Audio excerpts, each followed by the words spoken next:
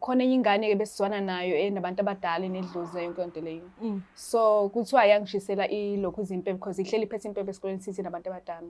Yangishisela impepho-ke yangithandazela kuthiwa ngavuka lapho. So ekhaya basindisiwe-ke. Bayithola lento kuthiwa ngashiselwa impepho nani nani. So le ngane yangithatha ngisa kuyinyanga yabe kade ilapho. Yangitshela ukuthi nginabantu abadala so kumele ngitshele ifamily yami ukuthi izame ukungilapha ngiyindlela engilapha ngayo. So ngithe ngifike ekhaya ngibatshela kwathiwa nje ngazi kahle ekhaya ukuthi basindisiwe why ngizoletha amadimoni since sengiqalile ngihamba ngoshisela impepho emzini abantu angihambe ngiyohlala khona. Bangixosha kanjalo ekhaya. Bangixoshe ngina-16 ekhaya. So ngahamba ngohlala khona unyaka ngithe sengina 17 wathi baba lapha ngaze wazi ukuthi aqhubeke angondle nabo abasebenzi bayihluphekela. So angizame noma izihlobo zami engahlala kuzona ngibe ngilapha uyena anake kulapha but angasawazi ukuthi ngihlale nami.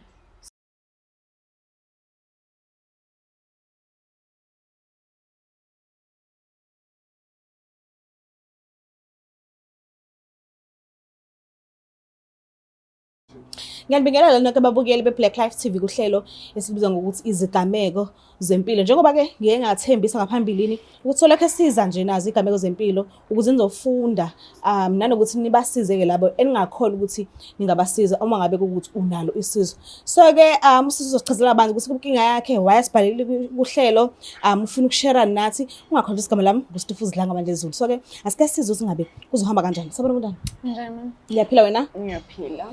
Ngihlala eDurban la eMlazi. Ukhulele eMlazi? Yebo ngikhulele khona. Oh alright. Ngicela ungihlaziyele uqale nje eqaleni kwesigameko sakho la saqala khona uzufike kusona and udlulele ekuthenini ungitshela ukuthi usulaphekile noma awulaphekanga noma usuhilile enhlizweni yakho noma ithini into yakho. Angeke ngithi nje iqale inkinga yami sengina 16 years. Nginokugula, nginokuwa esikoleni.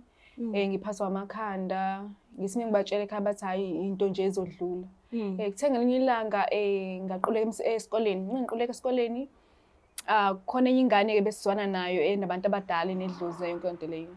So kuthiwa yangishisela ilokhu impepho because ihleli iphethe impepho esikoleni sithi nabantu abadala. Yangishisela impepho-ke yangithandazela kuthiwa ngavuka lapho. So ekhaya basindisiwe-ke. Bayithola lento kuthiwa ngashiselwa impepho nani nani. So le ngane yangithatha ngisa kuyinyanga yabe kade ilapho.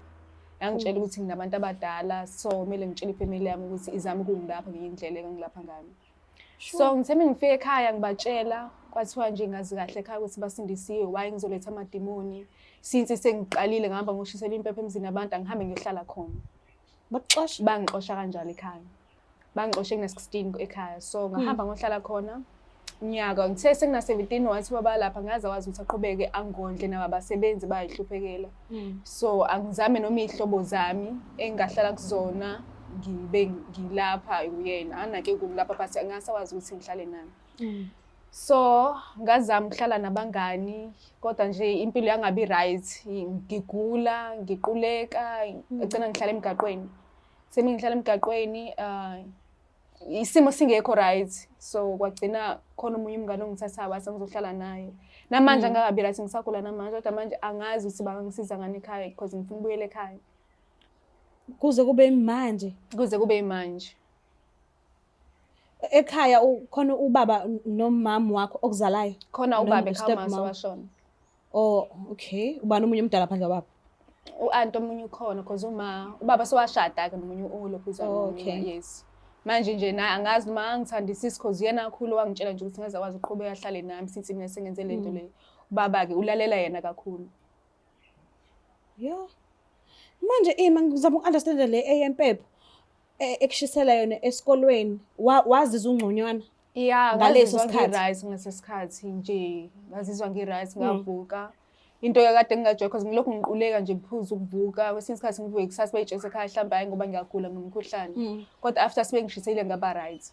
Mawuqulekile bewuvele kube blank yonke into kuwena mhlawumbe khona izinto obuboniswa zona? Kwesinye isikhathi bengibonisa izinto ama-flash nje bese kwesinye isikhathi ngidlikize bese ngiyaquleka. So manje njengoba bohlala emgaqweni ubuphila kanjani? Ubudla ini? Omunye umngani cause ngifike vele bona I think ukuthi sebejwayele impilo yasemgaqweni kade behamba nje ngisale mina nabo cause bese angingahambi bambozama abuye nento abazama nami. Ngesinye isikhathi bengatholi lutho siyahlala nje ingabi nalutho. Awukazi uthole uthengisa ngomzimba. Ngike ngazama ukuzama kodwa-ke hayi kwagcina kungalunganga cause abantu kade bethi ngiseyingane kakhulu. Bebengangithengi. Okay. So bakhona seke bakuthenga kodwa noma banqaba bonke. Bakhona abazama futhi babengangithengi cause babengithatha nje bangithatha bangisa kwenye indawo ngabuyiswa omunye umngani wami khona cause I think abantu ede bejwayele ukubadayisela. Cause ngavuswa uyena nje sengivuse esasami. Akuyona indawo engamele ngihlale kuyona leya ngiyikhona. Uhlala khona. Abangithatha nje for iy'nsuku cause angikhumbuli ukuthi kwakuyinsuku engaphansi bangithatha nje kwaba iy'nsuku ngingekho nabantu bami la ngihlala nabo. Kwakhona bani? Kwabantu besilisa nje ababekuthiwa behlala khona bebuye bahambe bashiye endlini ngakho umuntu. Umuzi womuntu loyo? Kwakuwumuzi. So nidlalana nigeza la yonke into nje niyenza la? Ya babenza ndawo kodwa nje babangazi banginaka ukuthi bazonginika ukudla yonke lento leyo angazi ukuthi babe planning. Njengoba thina sibuye singene ey'nsukwini zethu bawenza njani usemgaqweni usey'nsukwini zakho? Kwakubanzima ngoba esinye isikhathi ngibuye ngisebenzisa ama-sheet lawa esilala ngawo. Oh okay, uwasike? Ya ngangiwasile. Yo.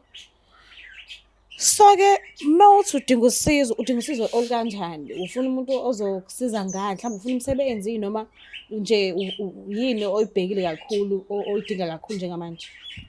At least ekhaya bengangithathi-ke ukuthi nje ngithole ukwazi ukuziphilisa nami cause sengikhulile manje ukuhlala emgaqweni-ke kungisize nokuhlala emzini yabangani bami ngeke kungithambisize so ngithola nje into engingayenza ukwazi ukuyimela yebo. Yini wena othanda ukuyenza? Yini okude kuyona? Ngikude emsebenzini wezandla. Okay. Nje kuningi ngiyakwazi nje ngiyayimisela kakhulu ey'ntweni. Ngiyashesha nokufunda izinto futhi. Manje utholakala kanjani? Ifoni kona ikhona-ke? Anginayo ifoni enginayo, ayikho enginayo. Umuntu uma ekudinga pho angakuthola kanjani njengoba uthi ucela usizo? Kuba nzinyana kodwa kona ngihlala nje eduze nasemagaraji ngihleli ngikhona nje kulezo y'ndawo. eThekwini? Sure. Cause ila esiphanda khona ngibe ngidayisa khona izinto ey'ncane. Ubuyithathephi izinto lezo ezokudayisa? Mebehambile abangani babuya nemali bathenga izinto ey'ncane mhlawumbe amaveji kanje bathi ngihambe ngiyodayisa. Netafula? Yebo. Okay. Manje-ke asiqaleni ngendaba yasekhaya-ke manje-ke. Mhlampe njengoba uthi usanethemba ukuthi bangase bakuthathe. Manje nje mawuthi ubaba ulalela kakhulu umama ashade naye manje. Awucabanga ukuthi namanje vele usanjalo akashintshile indawo? Ngiyacabanga kodwa ngicabanga ukuthi mhlambe sekukudala manje ngazi mhlambe khona okungashintsha cause ngiyafisa ukubuyela ekhaya. Umuntu kanjani wena ubaba mawuzama ukumkhumbula kahle? Cause njengoba uthi sekukudala. Umuntu oright othulile nje ukuthi nje akathanda ukukhuluma akwazi nokukhuluma ngako. So into mayibona i-wrong akwazi ukuyilungisa ngomsindo nje. Umuntu othulile, umuntu ojwayele ukukhuluma oloma mncane. Okay. Yebo. Okay, so ngicela ukhethe-ke la yini oyifuna kakhulu kuyekhaya nomsebenzi? Ufuna siqale ngakuphi? Bengingajabula uma ngisane siqale ekhaya khona ngizobona isimo sakhona sesinjani cause ayikho into engiyikhumbula njengomndeni. Okay. Yeah. Into engalungi-ke sesingalokhuzela umsebenzi. Akhona ama-siblings? Bakhona abancane abazalwa umamncane lo. Wena mina mdala. Okay. Into engwarisha kakhulu le ukuthi uyachaza ukuthi uhlezi ungasemagaraji and maningi amagaraji eLokhuzeni eThekwini. Mina ngifisa indlela abangase bakuthole ngakhona. Indawo othi okay la leli khona leli umgaqo igama layo ukuthi ngihlezi ngisendaweni ukuthi mhlambe abangacishe bangabheke bakuthole khona. Because if ungenayo number futhi ungenayo ifoni angiboni kulula ukuthi utholakale since udinga usizo. Angeke ngisho sengihlala endawonye because anginayo indawo e-right since ngimncane abantu bafike bathi indawo yabo le phoqa ukuthi ngisuke la ngiye kwenye indawo ngihleli nje ngihamba basi nje normally ngiba seduze kwamagaraji.